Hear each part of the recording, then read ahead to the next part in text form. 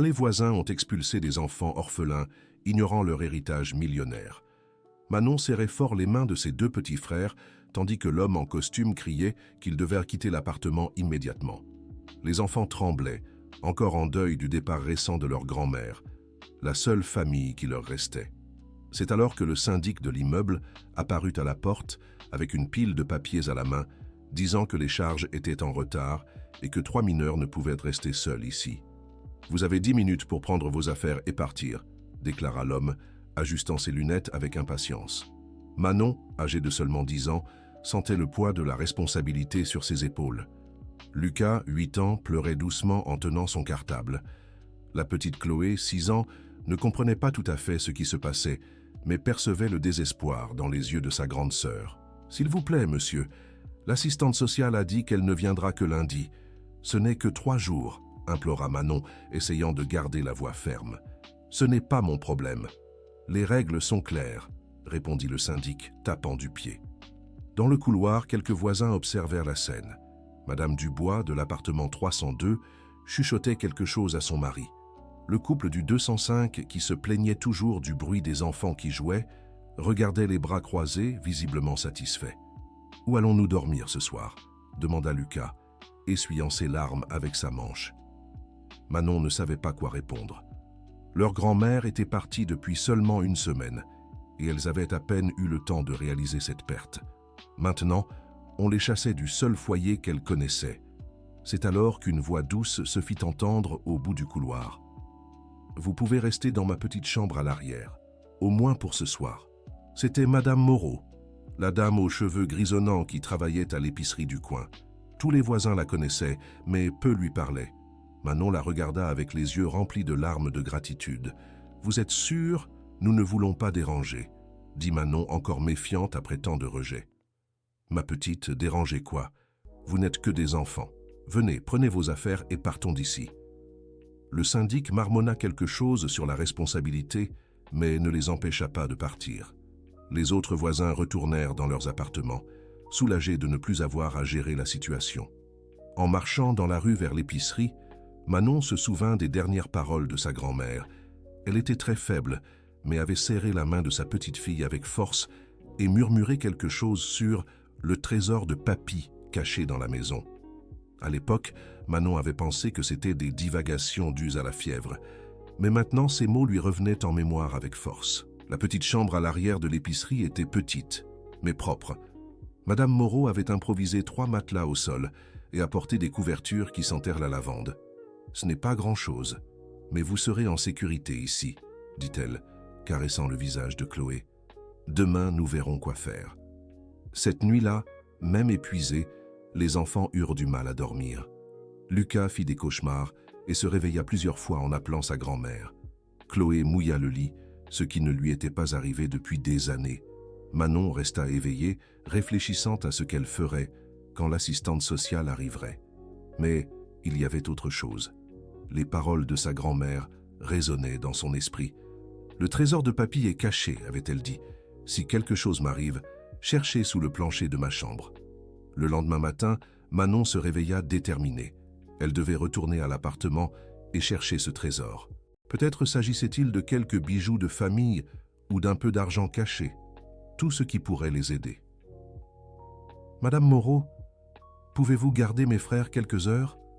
Je dois retourner là-bas pour prendre des affaires que j'ai oubliées, » mentit Manon. « Bien sûr, ma petite, mais fais attention, d'accord?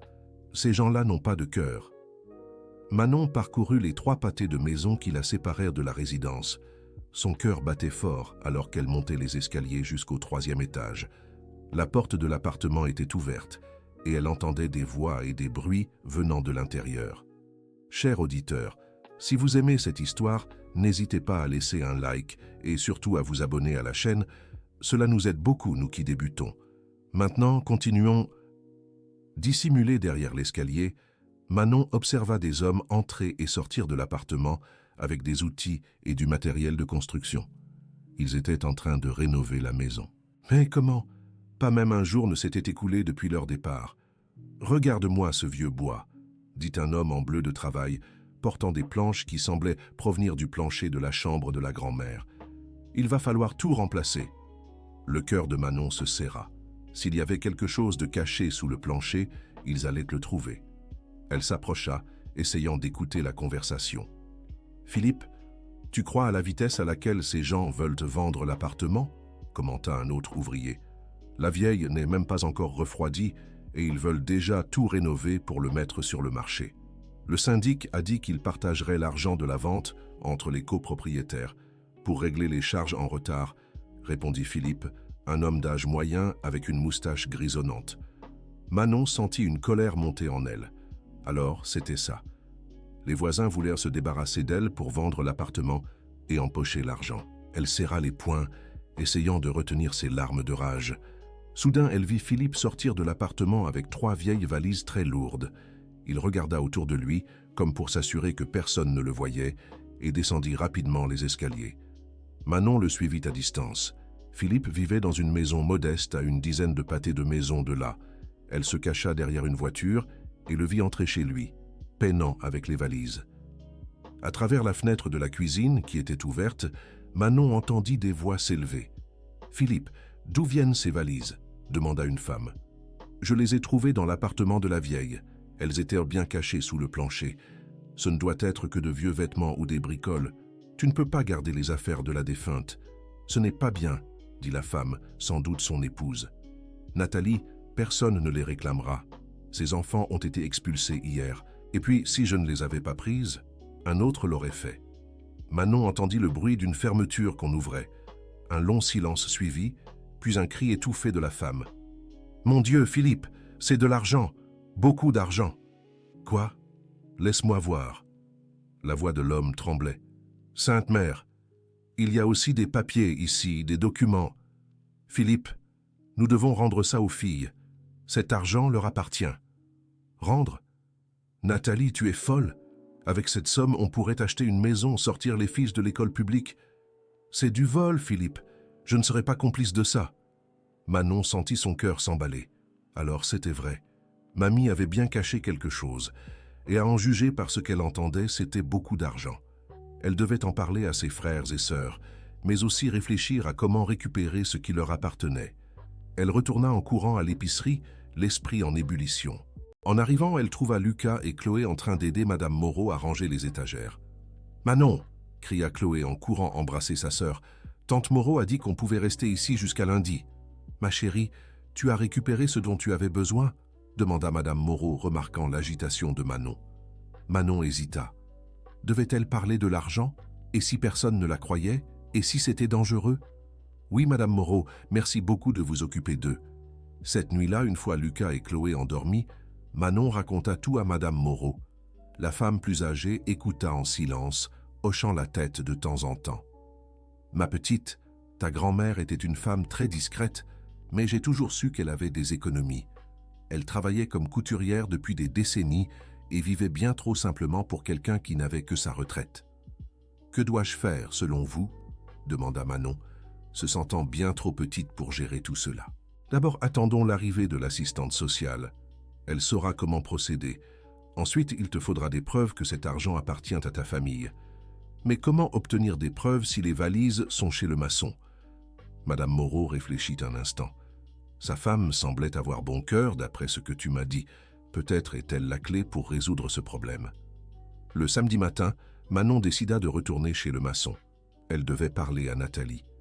Elle demanda à Madame Moreau de s'occuper encore une fois de ses frères et partit, déterminée. En arrivant, elle vit Philippe sortir de chez lui avec une expression inquiète.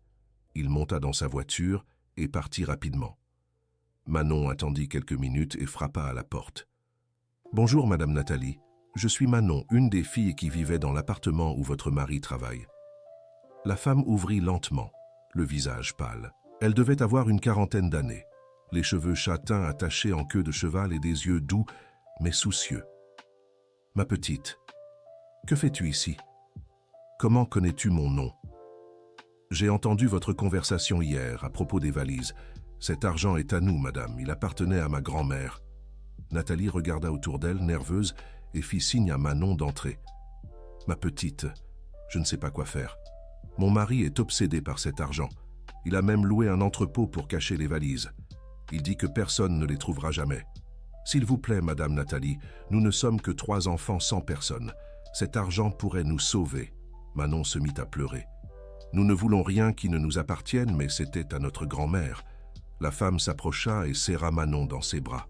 « Je sais, ma chérie, je sais. Mon cœur est brisé à cause de tout ça. Je n'arrive même plus à dormir. Pouvez-vous nous aider ?»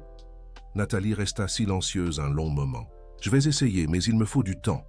Mon mari est très agité, il parle même de partir loin d'ici. Il a peur que quelqu'un découvre. »« Il a peur de quoi ?» demanda Manon. « Du syndic.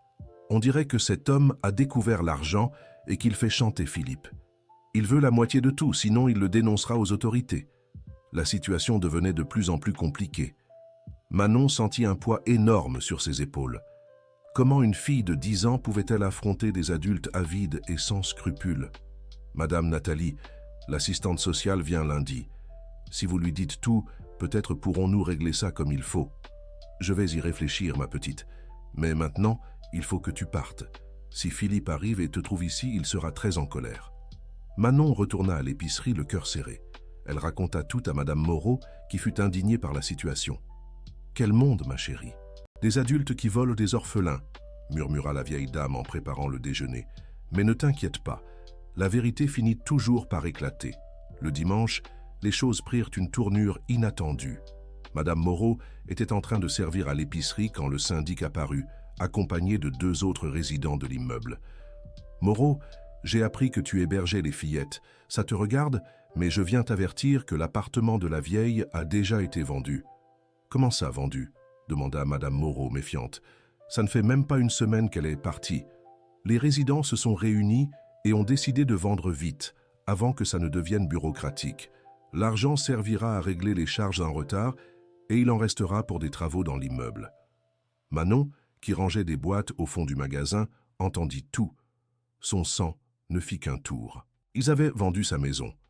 La maison où elle était née, où elle avait grandi avec ses frères et sœurs et sa grand-mère. Après le départ des hommes, Madame Moreau s'approcha d'elle. « Ma fille, cela ne peut pas être juste. Ils ne peuvent pas vendre un bien comme ça, sans les documents appropriés.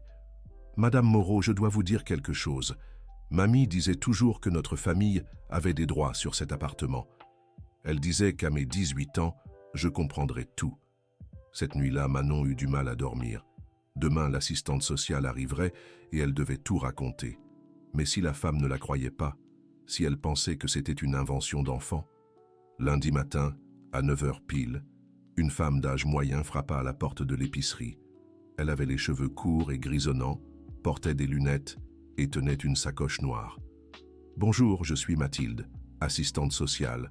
Je viens chercher les enfants Martin. »« Entrez, je vous prie, dit Madame Moreau. Les enfants sont en train de se préparer. Voulez-vous un café ?» Pendant qu'ils buvaient leur café, Manon raconta toute l'histoire à Mathilde. La femme écouta attentivement, prenant quelques notes. « Manon, c'est une accusation très grave. Tu es sûre de ce que tu dis ?»« Oui, tante Mathilde, j'ai tout vu. Et la femme du maçon sait où sont les valises. » Mathilde resta pensive un moment. « Bon, d'abord, nous allons régler la question de votre garde. Ensuite, nous enquêterons sur cette histoire d'argent. Mais ma petite, sache que même si cet héritage existe, vous aurez besoin d'un adulte responsable. »« Je peux être leur tutrice temporaire, » proposa Madame Moreau. « Je m'occupe d'elle depuis quelques jours déjà. »« Ce serait parfait, Moreau. Je vais entamer les démarches. Et pour cette histoire d'argent volé, je vais amener un avocat bénévole pour vous parler. Chers auditeurs, si vous aimez cette histoire, n'hésitez pas à laisser un like et surtout à vous abonner à la chaîne.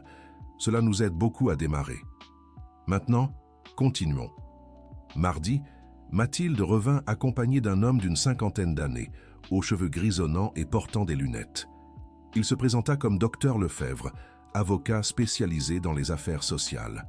« Manon, j'ai besoin que tu me racontes tout à nouveau, dans les moindres détails, » dit Docteur Lefebvre en sortant un enregistreur de sa poche. « Et je dois parler à cette dame, Nathalie. » Après avoir entendu le récit complet, Docteur Lefebvre partit s'entretenir avec Nathalie. Il revint 2 heures plus tard, l'air grave. « Mais petite, la situation est plus compliquée que nous le pensions. Madame Nathalie a confirmé tout ce que vous avez dit. Il y a vraiment beaucoup d'argent en jeu, ainsi que des documents importants. » « Quel genre de documents ?» demanda Manon. « Les placements. des polices d'assurance, même des actes notariés. Il semble que votre grand-mère était plus prospère qu'elle n'y paraissait. Dr Lefebvre expliqua qu'il devait d'abord récupérer les valises dans le dépôt où Philippe les avait cachées.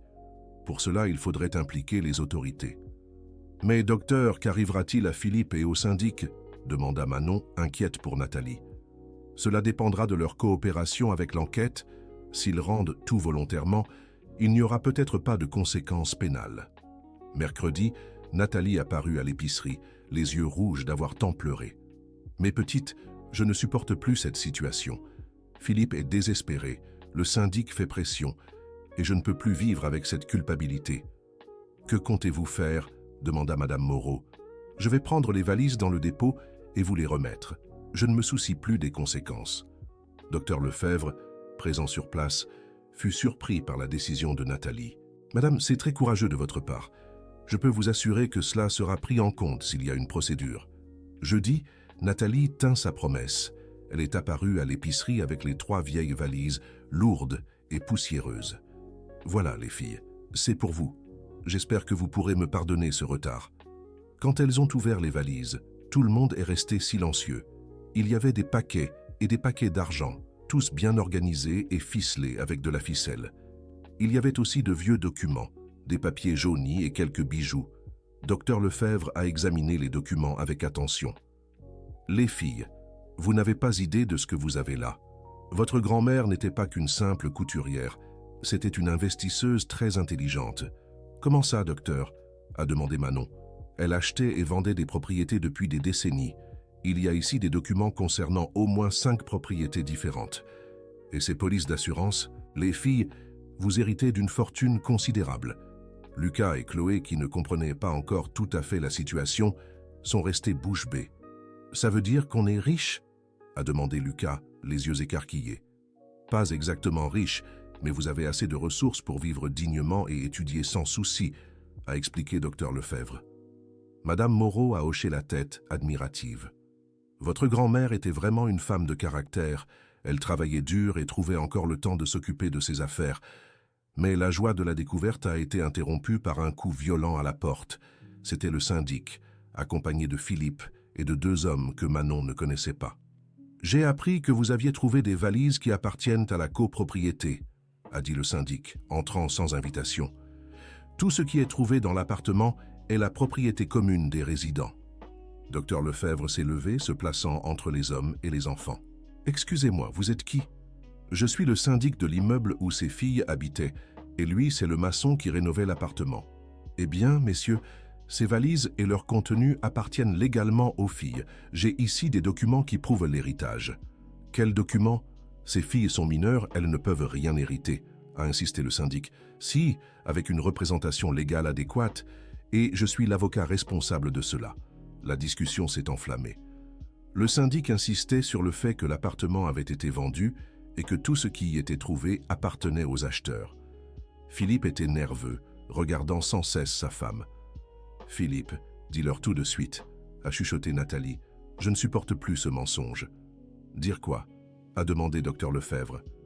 Philippe a pris une grande inspiration. « J'ai pris les valises chez les filles. Je croyais que c'était juste de vieux vêtements. Quand j'ai vu l'argent, j'ai eu peur de le rendre et d'être accusé de vol. Et alors tu as décidé de garder l'argent ?» a questionné Dr Lefebvre. « Ce n'est pas tout à fait ça. Le syndic a découvert et a dit que si je ne partageais pas avec lui, il me dénoncerait. » Tous les regards se sont tournés vers le syndic, devenu rouge de colère. « C'est un mensonge, je n'ai jamais fait chanter personne. »« Monsieur le syndic, » a intervenu Dr Lefebvre, « je suggère que nous parlions tous calmement.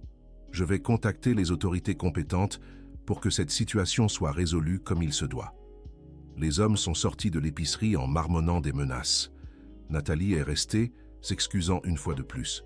« Les filles, vous êtes très courageuses. J'espère que vous pourrez construire une vie heureuse avec cet héritage de votre grand-mère. » Dr Lefebvre a passé le reste de la semaine à organiser les documents des enfants.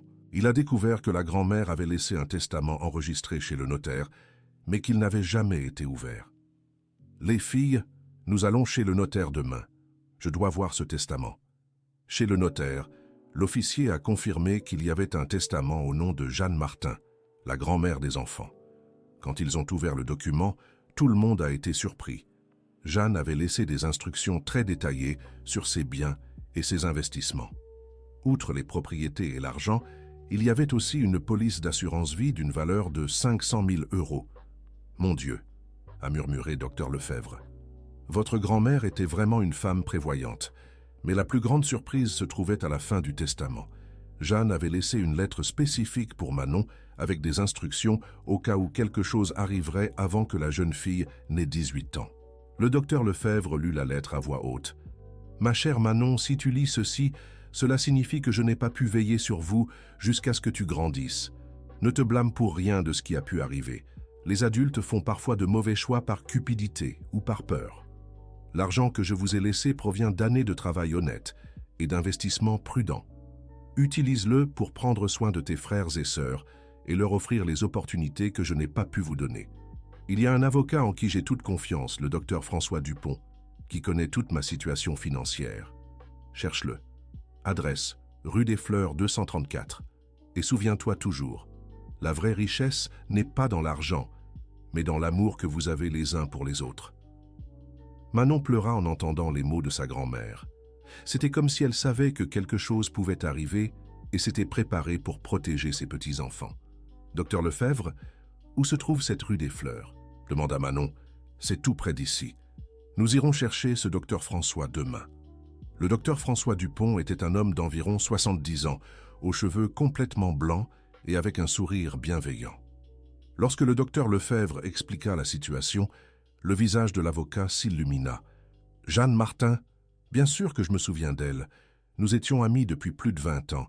Elle parlait toujours de ses petits-enfants avec tant d'affection. » Le docteur François ouvrit un vieux dossier et montra des dizaines de documents. « Votre grand-mère est venue me voir il y a environ 2 ans, inquiète pour votre avenir. Elle avait le pressentiment qu'elle pourrait partir avant que vous ne grandissiez. C'est pourquoi elle a tout organisé dans les moindres détails. Docteur, cela signifie-t-il que les enfants ont vraiment droit à tout ?»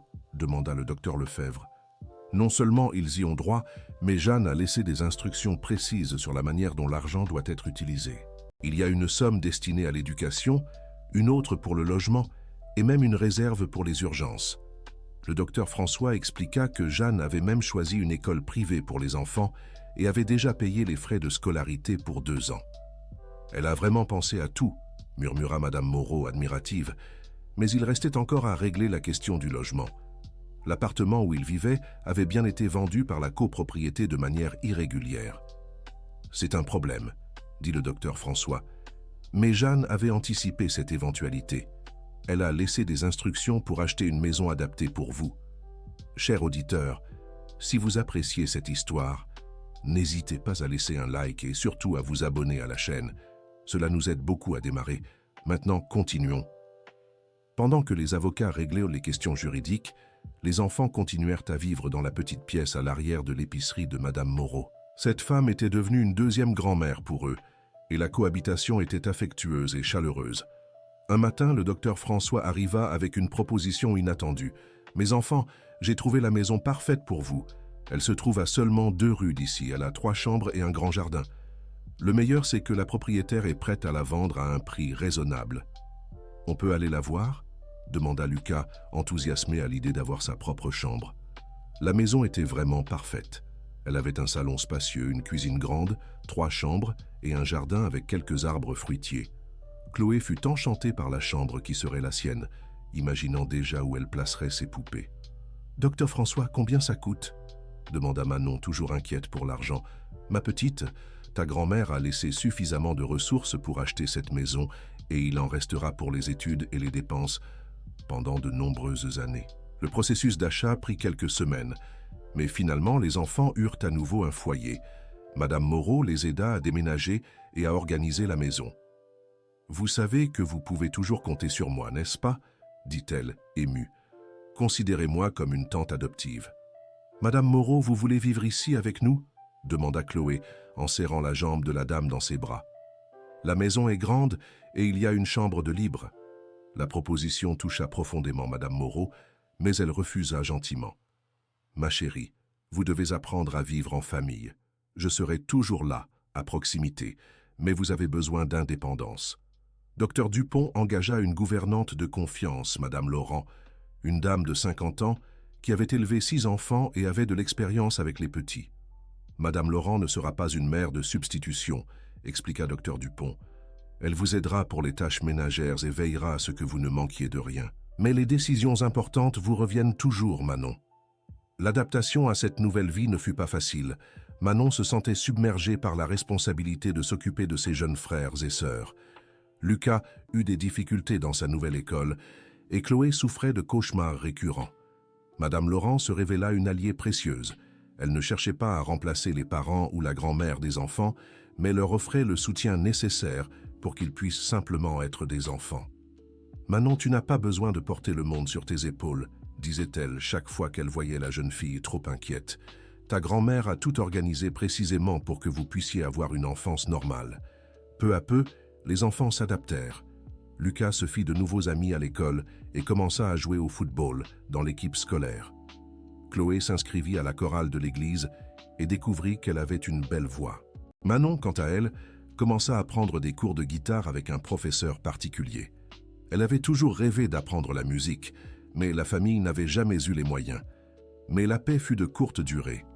Un après-midi, alors que les enfants rentrèrent de l'école, ils trouvèrent le syndic de leur ancienne résidence qui les attendait devant chez eux. « Mesdemoiselles, nous devons parler », dit-il avec une fausse cordialité. « De quoi ?» demanda Manon, méfiante. « De l'appartement que vous avez perdu. Je suis là pour vous proposer un arrangement. » « Quel genre d'arrangement ?» Madame Laurent arriva et entendit la conversation. « Eh bien, l'appartement a été vendu, mais les acheteurs ont découvert des problèmes dans les documents. Ils veulent annuler la vente. » Manon ne comprit pas où il voulait en venir. « Et qu'est-ce que cela a à voir avec nous? Si vous renoncez à tout droit sur l'appartement, je peux vous garantir une indemnisation. Disons 100 000 € pour chacune. » Madame Laurent sentit immédiatement que quelque chose clochait. « Monsieur, ces enfants ont une représentation légale. Toute proposition doit passer par leurs avocats. »« Oh, mais ce n'est qu'une conversation informelle. » Pour éviter des problèmes plus graves. Lorsque Docteur Dupont apprit la visite du syndic, il fut furieux. « Mesdemoiselles, cet homme essaie de vous tromper. Votre appartement vaut bien plus que cela, et de plus, la vente était irrégulière. »« Mais docteur, nous ne voulons même pas récupérer l'appartement, » dit Manon. « Nous aimons notre nouvelle maison. » « Le problème n'est pas là, Manon. Le problème, c'est qu'ils ont vendu un bien qui ne leur appartenait pas. Et maintenant, ils essaient d'acheter votre silence. » Docteur Dupont expliqua qu'il avait engagé une procédure contre la copropriété pour la vente irrégulière de l'appartement. Les anciens voisins devraient rembourser l'argent perçu, avec les intérêts et corrections. « Et que va-t-il leur arriver ?» demanda Lucas. « Ils devront payer une amende considérable, et le syndic pourrait même perdre son poste. » La nouvelle se répandit rapidement dans le quartier. Certains voisins qui avaient participé à l'expulsion des enfants commencèrent à se présenter à leur nouvelle maison, tentant de se justifier. Madame Dubois, qui habitait l'appartement 302, fut l'une des premières. « Mesdemoiselles, j'ai toujours trouvé injuste ce qu'on vous a fait. Mais je ne pouvais rien faire, le syndic disait que c'était légal. »« Vous auriez pu nous aider, madame, » dit Manon, encore blessée. « Vous n'étiez pas obligée de nous héberger, mais vous auriez pu dire quelque chose. »« Je sais, ma fille, je sais. J'ai la conscience lourde depuis ce jour-là. D'autres voisins sont venus avec des excuses similaires. Certains ont apporté des cadeaux, d'autres ont proposé de l'argent. Manon les recevait poliment, mais gardait ses distances.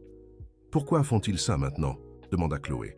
« Parce qu'ils savent que nous avons de l'argent, » répondit Manon avec une maturité qui impressionnait tout le monde. Docteur Dupont conseilla aux enfants d'être cordiaux, mais prudents. « Vous n'avez pas besoin d'être impoli, mais inutile de prétendre que vous avez oublié ce qui s'est passé.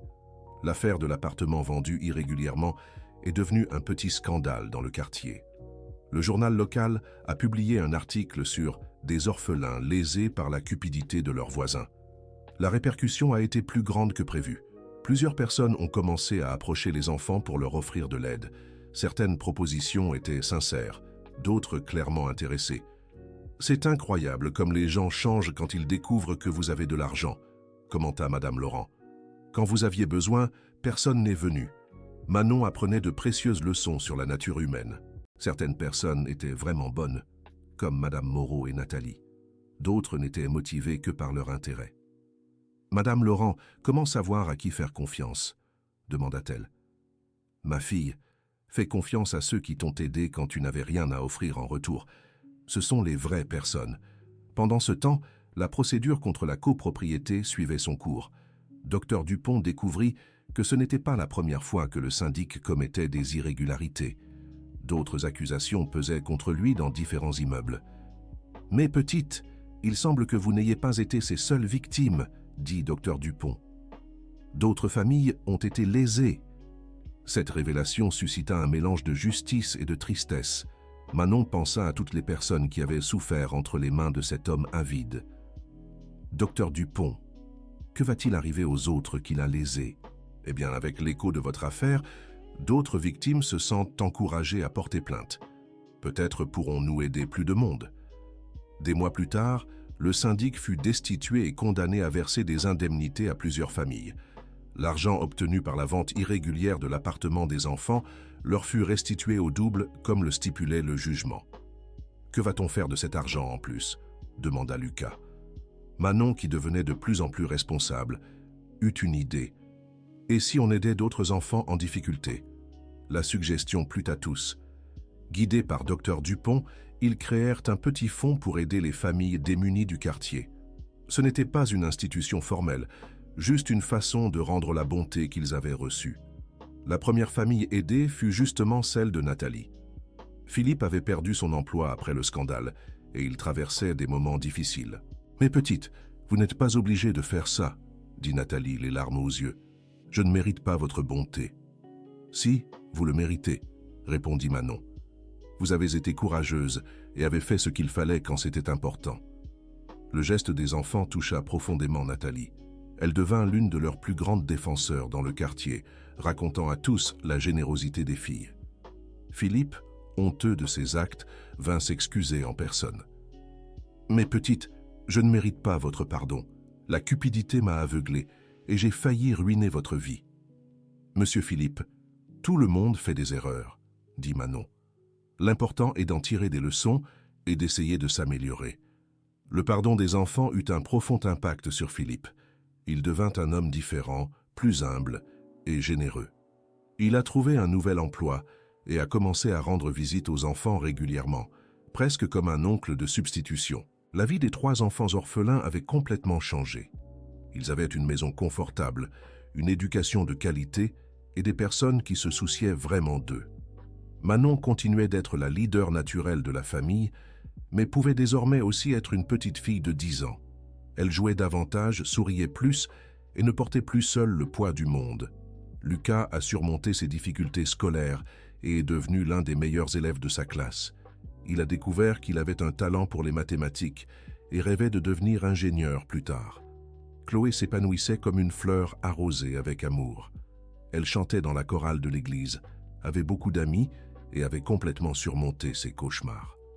Madame Moreau restait une présence constante dans leur vie. Elle dînait avec la famille au moins 2 fois par semaine et était toujours disponible pour un conseil ou une caresse. Madame Laurent était bien plus qu'une gouvernante. Elle était une confidente, une conseillère et parfois presque une grand-mère de substitution. Les enfants l'aimaient profondément. Dr François Dupont continuait de s'occuper des affaires juridiques et financières de la famille. Il investissait l'argent avec sagesse, garantissant aux enfants des ressources pour l'avenir. « Mes petites, vous devez être fières de votre grand-mère, » disait-il souvent. « Elle ne vous a pas seulement laissé de l'argent, mais aussi l'exemple de personnes intègres. » L'histoire des 3 orphelins était devenue connue dans toute la région. Ils étaient invités à des événements caritatifs, à des émissions locales et à des conférences sur la résilience. Mais ils gardaient toujours les pieds sur terre. Ils ne se laissaient pas griser par la célébrité ou l'argent. Ils restaient des enfants normaux qui jouaient, étudiaient et se disputaient parfois comme toute famille. « Manon, tu ne trouves pas bizarre à quel point notre vie a changé ?» demanda Lucas un jour. « Je crois que mamie veillait sur nous de là-haut, » répondit-elle. « Elle savait que nous aurions besoin d'aide. »« Mais pourquoi les gens ont-ils été si méchants au début ?» questionna Chloé. « Parce qu'ils pensaient que nous étions faibles et sans défense, » expliqua Manon. Mais ils avaient tort. Nous avons toujours eu les uns les autres. 2 ans après les événements qui avaient changé leur vie, les enfants étaient méconnaissables. Manon avait grandi et était devenue une préadolescente confiante et responsable. Lucas était un garçon joyeux et studieux. Chloé s'était transformée en une petite fille maligne et affectueuse. Ils décidèrent d'organiser une fête pour célébrer leurs 2 ans dans leur nouvelle maison. Ils invitèrent tous ceux qui avaient compté dans leur parcours.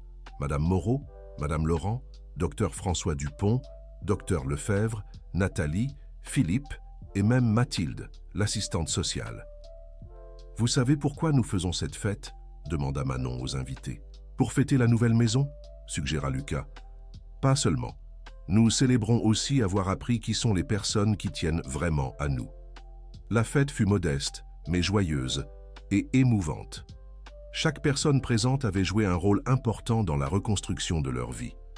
Pendant la fête, Dr François Dupont fit une annonce spéciale. « Mes petites, j'ai une surprise pour vous. Vous vous souvenez de la police d'assurance de votre grand-mère? »« Oui, vous aviez dit qu'elle n'était pas encore arrivée à échéance, » répondit Manon. « Eh bien, elle est arrivée à échéance hier. Et le montant, avec les intérêts accumulés, s'élève à 800 000 €. Un silence s'installa. C'était une somme considérable, bien plus que ce que les enfants avaient jamais imaginé. « Docteur François Dupont, qu'allons-nous faire de tout cet argent ?» demanda Lucas. « C'est à vous de décider. Mais j'ai quelques suggestions. Docteur, François Dupont expliqua qu'une partie de l'argent devrait être investie pour leur avenir, afin de garantir leurs études universitaires. Une autre partie pourrait être utilisée pour agrandir le petit fonds d'aide qu'elles avaient créé. Et il y a autre chose, continua-t-il. Et si vous achetiez l'appartement où vous viviez avant? Pourquoi faire? Demanda Manon, surprise. Pour le transformer en un lieu spécial, un espace où les enfants du quartier pourraient venir étudier, jouer et recevoir du soutien scolaire. L'idée enthousiasma les 3 enfants. Ce serait une façon de changer un lieu de tristes souvenirs en un espace de joie et d'espoir. On pourrait l'appeler « le petit coin de Mamie Jeanne », suggéra Chloé en battant des mains. « C'est une belle idée, » dit Madame Moreau, émue. « Votre grand-mère serait très fière. » Le projet du petit coin de Mamie Jeanne prit forme rapidement. L'appartement fut entièrement rénové et transformé en un espace chaleureux et coloré. Il y avait une salle d'études avec des ordinateurs et des livres, une salle de jeu pour les plus petits, une petite bibliothèque et même une cuisine où les enfants pouvaient apprendre à préparer des goûters sains. Madame Moreau fut invitée à coordonner l'espace. Elle confia l'épicerie à un neveu et se consacra entièrement au projet. « Les filles, vous en êtes sûres? Je suis déjà trop vieille pour commencer quelque chose de nouveau, » dit-elle, touchée par l'invitation. « Madame Moreau, vous êtes la personne parfaite pour ça, » insista Manon. « C'est vous qui avez pris soin de nous quand personne ne le voulait. Maintenant, vous pouvez prendre soin d'autres enfants. » Le petit coin de Mamie Jeanne fut inauguré un samedi après-midi ensoleillé. Plus de 50 enfants du quartier étaient de présent, accompagnés de leurs parents. Parmi les invités se trouvaient aussi les anciens voisins qui avaient chassé les enfants. Ils arrivèrent timidement, visiblement gênés, mais furent accueillis avec politesse. « Vous êtes les bienvenus, » dit Manon s'adressant à eux. « Ce lieu est pour tous les enfants du quartier, sans exception. » La générosité des filles rendit les anciens voisins encore plus honteux. Certains pleurèrent, d'autres s'excusèrent à nouveau. Mais les enfants avaient déjà décidé de regarder vers l'avant, pas vers le passé. Le discours d'inauguration fut prononcé par Manon, qui, à 12 ans, faisait preuve d'une maturité impressionnante. Ce lieu existe parce que notre grand-mère nous a appris que l'argent n'a de valeur que lorsqu'il est utilisé pour faire le bien. Elle a travaillé toute sa vie pour nous laisser un héritage. Mais le véritable héritage n'était pas les pièces cachées dans les valises. C'était l'amour, l'honnêteté et la générosité qu'elle nous a enseignées. Le public applaudit, ému. Beaucoup d'adultes présents réfléchirent à leurs propres attitudes et valeurs. Nous voulons que ce soit un lieu où tous les enfants se sentent en sécurité et aimés, continua Manon, parce que chaque enfant mérite d'avoir la chance de rêver et de grandir heureux. Après l'inauguration, le petit coin de Mamie Jeanne devint rapidement le lieu de rendez-vous préféré des enfants du quartier. Tous les jours, après l'école, des dizaines d'enfants s'y retrouvaient pour étudier, jouer et goûter. Madame Moreau, à 65 ans, avait trouvé une nouvelle vocation. Elle prenait soin de chaque enfant comme s'il était son petit enfant, offrant non seulement un soutien scolaire, mais aussi de l'affection et de l'attention. Madame Moreau, vous êtes heureuse avec ce nouveau travail? Demanda Chloé un jour. Ma chérie, je ne me suis jamais sentie aussi utile de ma vie. Chaque enfant qui passe ici emporte un petit morceau de mon cœur. Les trois sœurs continuèrent à vivre dans leur maison, mais passaient une grande partie de leur temps libre au petit coin. Elles aidèrent les autres enfants avec leurs devoirs, organisaient des jeux et parfois offraient simplement une épaule amie à ceux qui avaient besoin de se confier. Manon devint une sorte de grande sœur pour tous les plus jeunes. Elle avait une patience infinie et trouvait toujours les mots justes pour consoler ou encourager. Lucas découvrit qu'il avait un talent pour enseigner les mathématiques. Il a créé des méthodes créatives pour expliquer des concepts difficiles en utilisant des jeux et des activités ludiques. Chloé est devenue responsable de la partie artistique du petit coin de Mamie Jeanne. Elle organisait des spectacles musicaux, des pièces de théâtre et des concours de dessin. « Vous savez que vous êtes des enfants très spéciaux ?» disait souvent le docteur François Dupont lors de ses visites. « Tout le monde n'arrive pas à transformer la souffrance en générosité. » La vie des trois orphelines avait trouvé un but plus grand. Elles n'étaient pas simplement des enfants riches qui avaient hérité d'une fortune. C'étaient des personnes qui avaient choisi d'utiliser leurs ressources pour changer la vie des autres. Les années passèrent et le petit coin de Mamie Jeanne devint une institution respectée dans le quartier. Plusieurs enfants qui fréquentaient l'endroit obtinrent des bourses dans de bonnes écoles. D'autres découvrirent des talents artistiques ou sportifs qui changèrent leur vie. Manon, maintenant âgée de 15 ans, était devenue une adolescente belle et déterminée. Elle maintenait d'excellentes notes à l'école et savait déjà qu'elle voulait étudier le droit pour aider d'autres enfants en situation de vulnérabilité. Lucas, 13 ans, restait le génie des mathématiques. Il participait à des olympiades scientifiques et rêvait de devenir ingénieur pour construire des logements sociaux. Chloé, 11 ans, avait développé une voix encore plus belle. Elle chantait dans la chorale de l'église, mais rêvait aussi de devenir professeure de musique pour enfants. Les trois sœurs étaient devenues un exemple pour toute la communauté. Leur histoire était racontée comme un modèle de résilience, de générosité et d'union familiale. « Vous savez quelle est la plus belle partie de votre histoire ?» demanda un jour Madame Laurent pendant qu'elles préparaient le dîner ensemble. « Laquelle, Madame Laurent ?» demanda Chloé. « C'est que vous avez prouvé que l'amour est plus fort que la cupidité, que la bonté triomphe toujours du mal, et que trois enfants unis peuvent changer le monde autour d'eux. » Fin de l'histoire. Et vous, qu'avez-vous pensé de cette histoire de résilience et de générosité? Dites-nous dans les commentaires quelle partie vous a le plus ému et si vous connaissez des cas similaires dans votre ville. Laissez aussi un like pour soutenir notre travail et abonnez-vous à la chaîne pour ne pas manquer d'autres histoires inspirantes comme celle-ci. Votre participation est très importante pour nous.